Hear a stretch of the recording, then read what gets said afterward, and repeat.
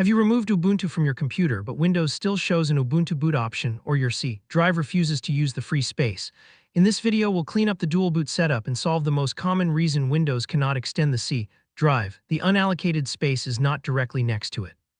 Before touching any partition, backup important files, keep the computer on reliable power and never interrupt a partition move. We have 3 jobs: remove only confirmed Ubuntu partitions, move the recovery partition out of the way, and clean the old Ubuntu boot files from the EFI System Partition. And confirm Windows recovery status. Let's begin by opening Disk Management. Right-click the Start button and choose Disk Management, or press Windows key plus X and select it from the menu. Look at the disk layout carefully.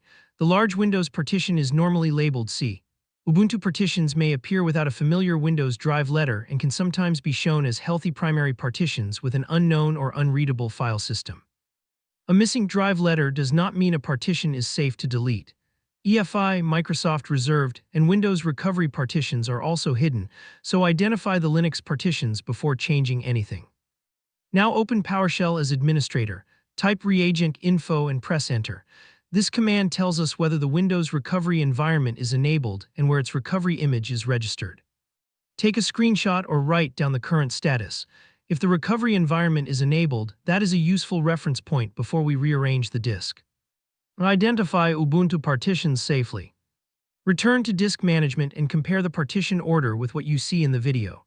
The Ubuntu installation may have included a Linux file system partition and possibly a swap partition. Windows may not display the Linux file system contents, but the partition size and position can help identify it. Here is the most important rule. Do not delete the small EFI partition, do not delete the Microsoft Reserved partition, and do not delete the Windows recovery partition.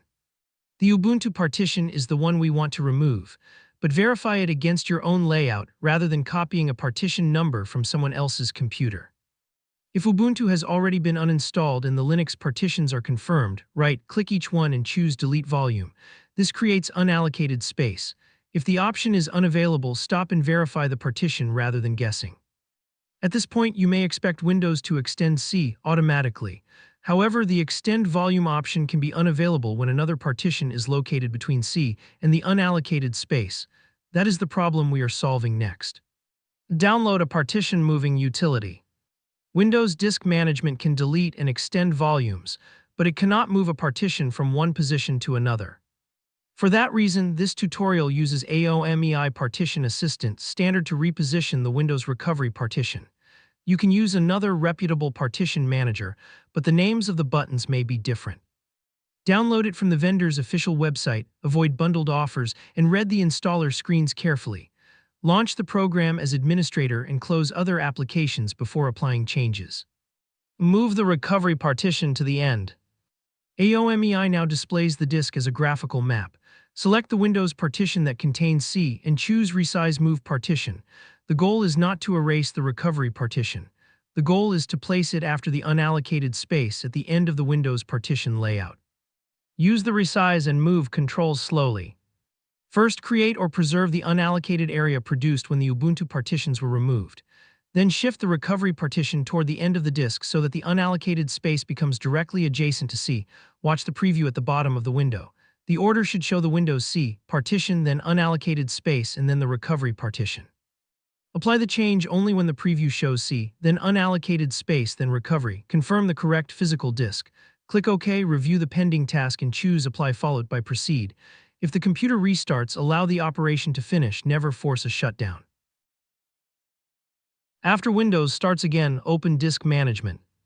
The recovery partition should now be located after the unallocated block, which means the free space is directly beside the C drive. Right-click the C volume and choose Extend Volume. The wizard should automatically select the adjacent unallocated space. Confirm the amount you want to add, continue through the wizard, and click Finish.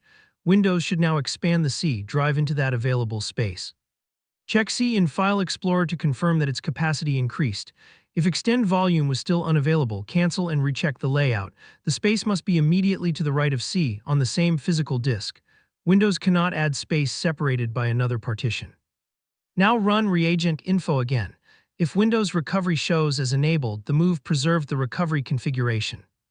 If it shows disabled, do not panic. In an administrator PowerShell window, run reagent enable, then check the status again. If Windows reports an error, stop and repair the recovery configuration before continuing. The next section cleans the old Ubuntu boot entry from the EFI System Partition. This is an advanced step, so follow the commands exactly and do not improvise. Open PowerShell as administrator and type DiskPart, then press Enter. At the DiskPart prompt, type list disk. Identify the disk that contains Windows by matching its size with the disk you just inspected. In the video, the relevant disk is selected as disk 1, but your computer may use disk 0 or another number. Type select disk 1 only after replacing the number with the correct disk on your own computer. DiskPart will confirm the selected disk. Then type list partition. Look for the small partition identified as the system or EFI partition. Its size is commonly a few hundred megabytes, but size alone is not enough. Confirm the type and position. Never select C or a large data partition for this step. If the layout does not match, type exit and investigate. Once you have positively identified the EFI system partition, select it with a command such as select partition 1, replacing the number with the correct partition number shown on your screen. Then assign a temporary drive letter by typing assign letter equals Z. DiskPart should confirm that the drive letter was assigned. Type exit to leave DiskPart, but keep the administrator PowerShell window open. The EFI partition is normally hidden because it contains boot files, so mounting it temporarily makes it possible to inspect those files. This is a read and verify step first. Do not delete anything yet. Navigate to the mounted partition with Z and press Enter, then use dir to list the folders. Type cd EFI to enter the EFI directory and run dir again. You may see folders such as Microsoft Boot and a folder named Ubuntu. The Microsoft and Boot folders are essential to Windows startup. They must remain untouched. We are looking only for a folder that clearly belongs to the Linux installation you have already removed. Verify the old Ubuntu folder. Before removing the Ubuntu folder, verify that Ubuntu is no longer installed and that Windows is the only operating system you intend to keep. If you still use Ubuntu, or if you are unsure whether the folder belongs to another Linux installation, do not delete it. From Z/EFI, use dir and if needed, dir Ubuntu to inspect it. A leftover Ubuntu folder commonly belongs to the old Linux bootloader, but confirm that Ubuntu is no longer used. Deleting this folder does not recover disk space, it only removes old boot files. If the folder is definitely an obsolete Ubuntu boot folder, use the following command carefully: remove item path /Ubuntu recurse force. Read the path before pressing Enter. The command must point to the obsolete Ubuntu folder, not to Microsoft, not to boot, and not to the entire EFI directory. Remove the obsolete boot files. After pressing Enter, PowerShell may return to the prompt without a large visual confirmation. That does not mean the operation failed. Run dir again and verify that the Ubuntu folder is gone while the Microsoft and boot folders are still present. If access is denied, confirm administrator mode in the path. Do not broaden the deletion or change permissions blindly.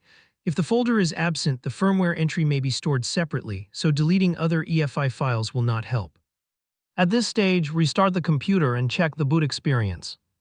Windows should start normally, and the old Ubuntu boot option should no longer be selected as the default.